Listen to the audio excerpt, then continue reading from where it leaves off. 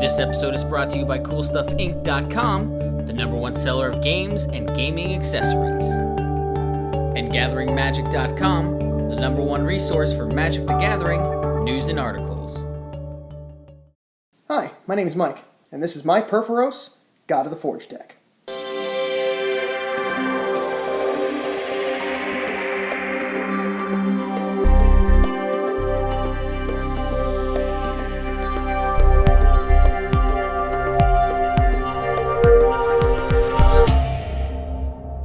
So here he is, Purphoros God of the Forge. You can cue the Peter Gabriel Sledgehammer song as his introduction. For those that don't know what I'm referencing, go take a look on YouTube. I'm sure there's plenty of music videos for you to watch there. He is a legendary enchantment creature god that costs 3 and a red for a 6/5 indestructible body. It actually isn't a creature if your devotion is less than 5 to red. And whenever another creature enters the battlefield under your control, Purphoros deals 2 damage to each opponent. He can also pump those creatures, but since we're not going to combat a whole lot in this deck, it's not incredibly relevant, but it is a nice thing to have. So for the mana base for this deck, since I am running mono red, there isn't a whole lot of need for non-basic lands, and since there are a couple of non-basic land hate cards in here, I try to run as few as possible. So for the basics, we have 32 mountains. A nice beefy stack there. And then on to the non-basics. So we have Great Furnace as an artifact land.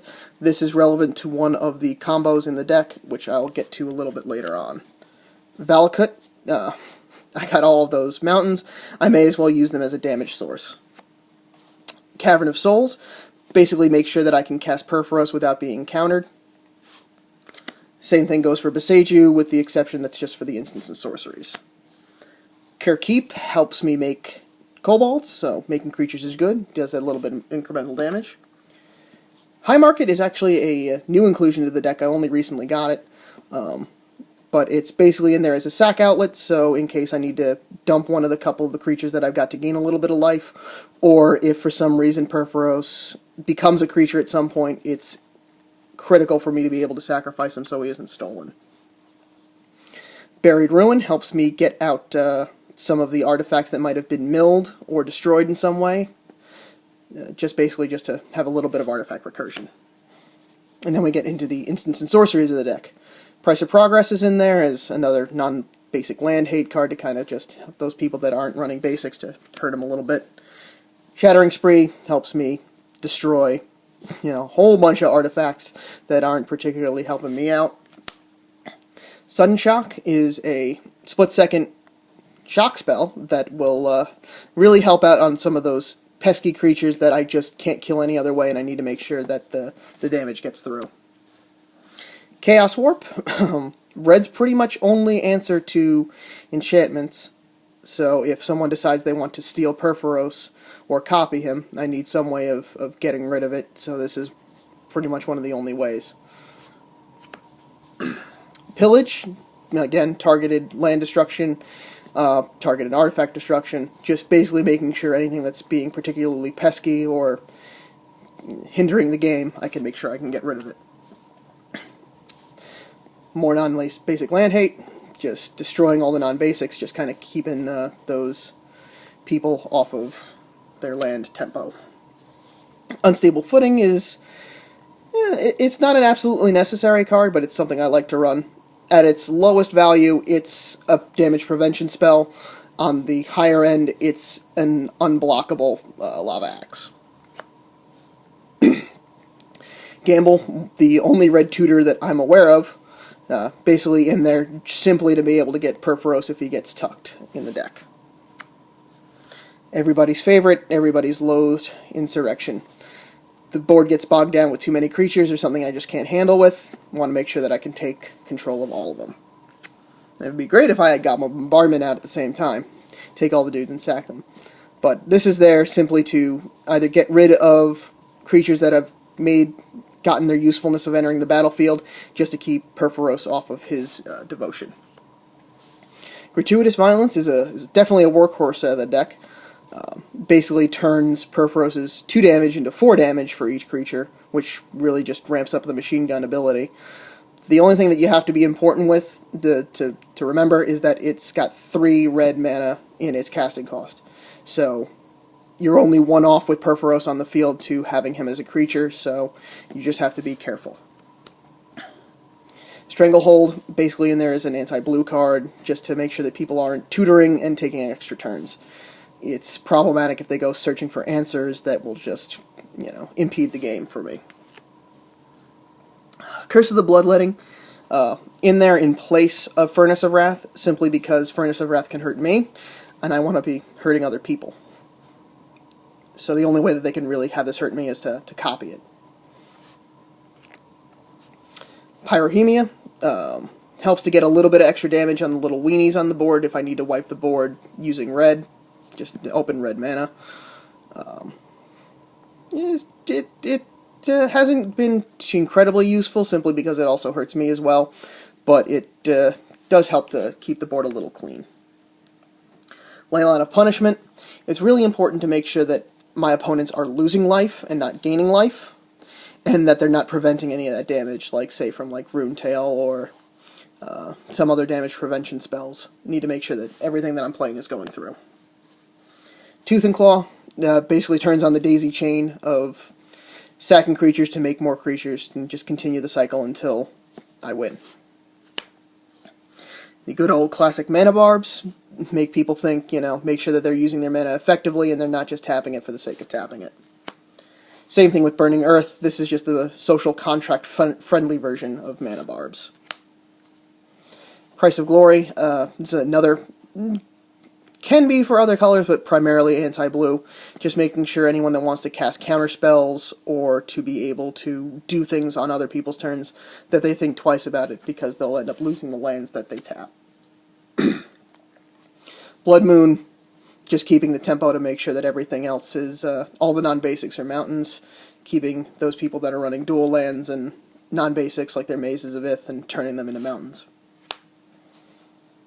And then I run a suite of 3, so I don't know if that's really a suite, of the wheel effects. Being able to dump my hand and draw a brand new hand, and also to disrupt my opponent's hands.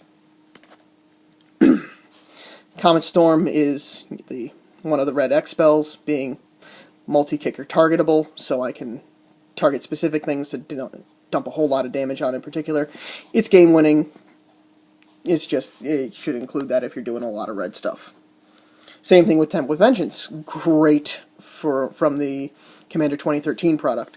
Basically giving me a Fireball red X spell, except it dumps creatures instead of damage, which will then become damage. And if anyone is silly enough to take the tempting offer, that will just help them dig their own grave. Mog Infestation is one of the 2 board wipes in the deck, but interestingly, this is actually the one that you don't cast on opponents. This one you cast on yourself. So if you have a board of, say 10 or 15 creatures, cast this, turn that into 20 creatures, and win the game.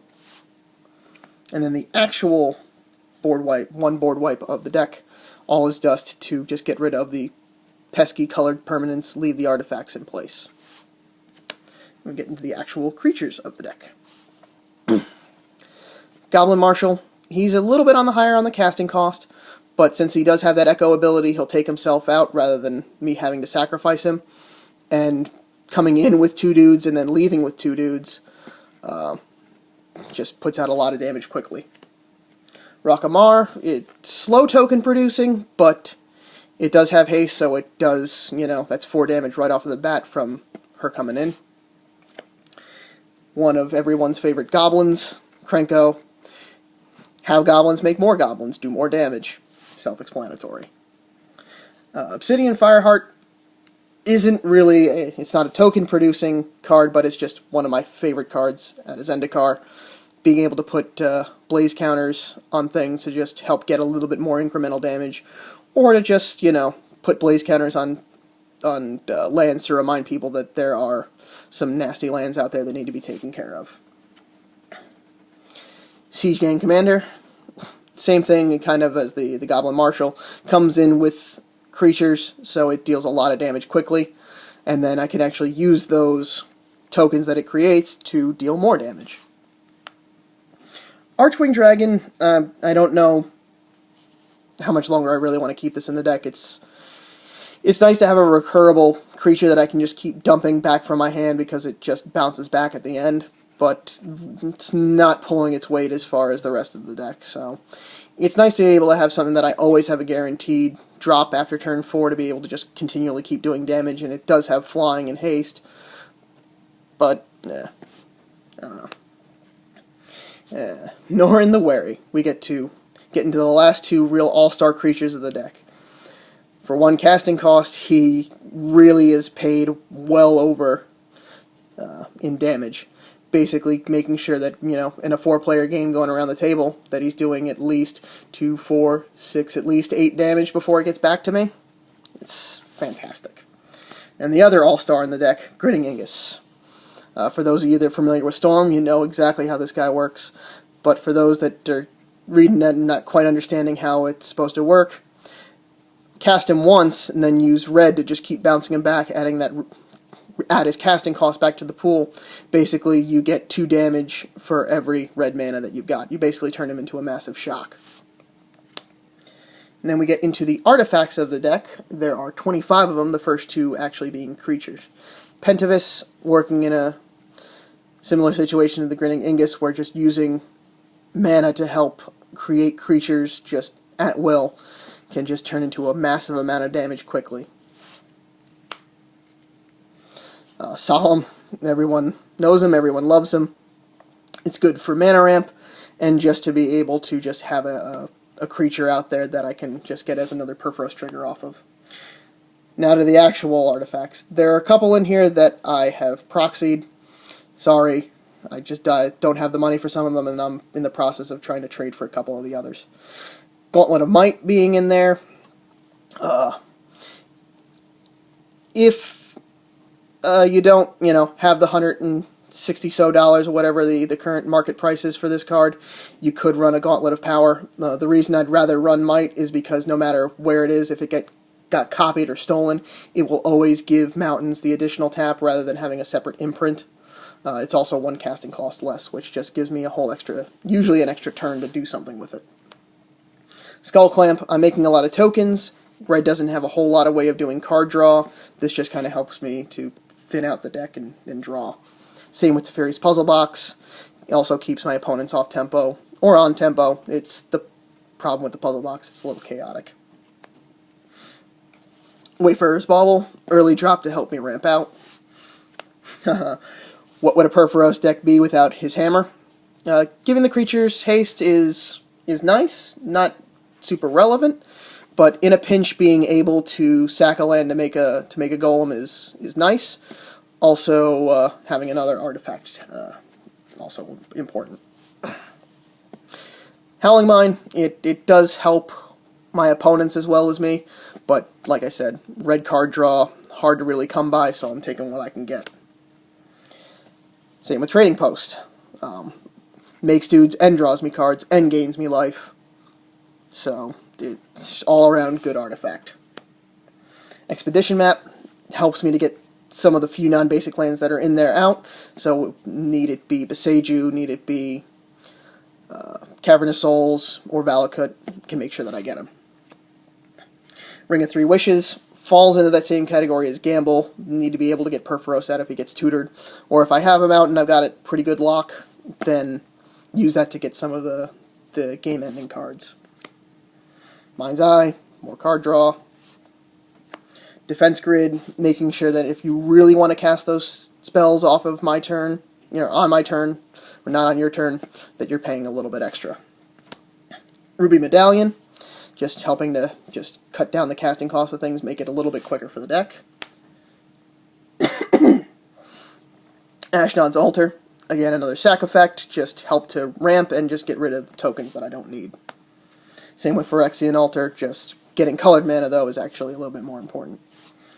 And then we have the mana rocks. So we've got Star Compass, good old Soul Ring, Thran Dynamo, Worn Power Stone, Cold Steel Heart, Mind Stone, which can actually turn into a card draw, Fire Diamond, and Coalition Relic. And that leaves, last but not least, the Mere Incubator, which is one of the big combos out of the deck, which is why I'm running so many artifacts. Basically, if I can get to 6 mana or 12 mana with the power of the Gauntlet of Might to be able to cast this, with Purphoros out, the game will more than likely be over unless someone's got an absurd life total. Getting out all 24 other artifacts out of the deck, plus this, means a whole ton of damage. People are usually instantly dead. So it's a really sweet powerhouse finisher card, and is now really a big target of getting this taken out of the deck quickly for whoever's got the discard or the forced removal. And some of the other cards that I just keep as a sideboard, just for those that are interested in the deck. Fireball, just a good red X spell. Furnace of Wrath, if you really want to run it, you just have to make sure you're dealing with 3 red casting costs in it, and it does hit you. Devil's Play, similar effect where it's just another red X spell. Mana Geyser is great if you got a lot of people that tap out. So for 5, you can add a red to your pool for every tapped land your opponents control, which can end up being somewhere between 15 to 20 mana, which you just got, basically you got 15 mana just for casting the card. Molten Psyche, similar to a wheel effect, but having the Metalcraft with all of those in there, it's pretty much a no-brainer. Strongly thinking about sticking it in there, just got to fight the right spot. Cloudstone Curio, being able to have kind of the Archwing Dragon effect on all of the creatures is pretty awesome. And the Sataniel Flute helps get Purphoros out of the deck. Again, it's another tutor, because he actually is a creature inside the deck, so it is relatively important. So, again, something that might slot in, something to think about. Thanks for watching CMDR Decks. Please remember to subscribe and favorite. And if you have any comments about the deck, like anything you think I should add or drop out, just drop them in the comment section below.